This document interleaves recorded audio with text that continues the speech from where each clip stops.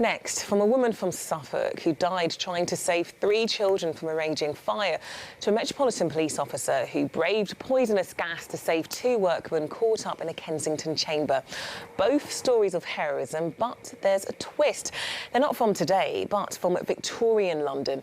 They're part of a new book by historian Dr. John Price, recognising everyday heroic sacrifices from that period in history.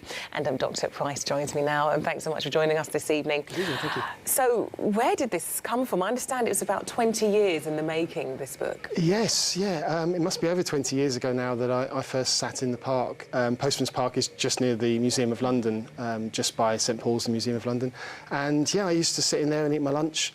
And anybody who's been to the park will know one of the most remarkable features of it is this memorial, the Watts Memorial to heroic self-sacrifice. And it's sort of a long wooden cloister with all these ceramic tiles on the wall. And each of the tiles tells a story of somebody who died doing a heroic thing. They're all Londoners mostly, and they're all from the Victorian and Edwardian period. And I just used to look at them and think, wow, these stories are just incredible. I really want to find out more about these people and find out the lives behind them.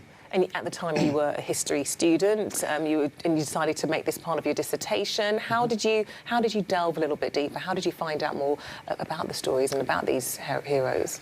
It's a tough proposal, really. It's one of those things. There was a lot of newspapers in the day. Most of these people are distinctly ordinary people, so they don't really appear in the historical records normally. And when they do something heroic like this, they sort of pop up into the historical records, and they appear in the newspapers for a couple of days. Quite often, because these are sudden deaths, they have inquest reports.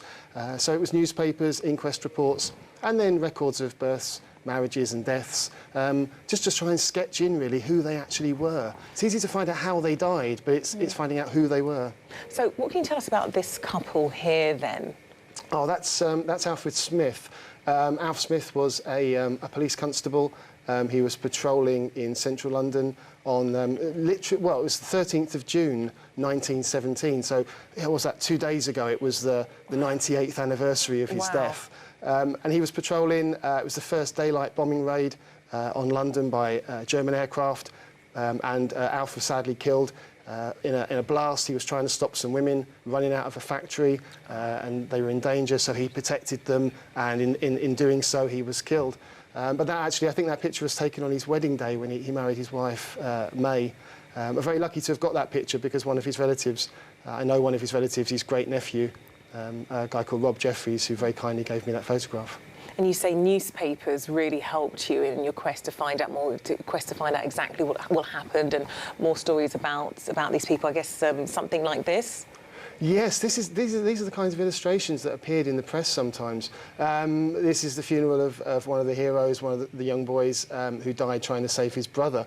And there's a picture of him at the funeral. He's buried in Manor Park Cemetery, and this is a fantastic sort of illustration of his funeral. So yeah, I mean, the press reports really were the way into this. How did he die trying to save his brother?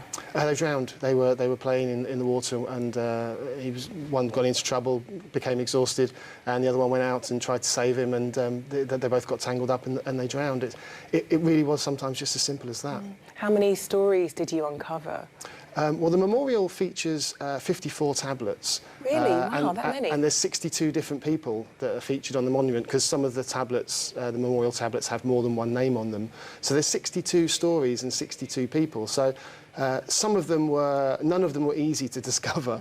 Some of them were very, very difficult to discover, which is why the research has taken over 10 years.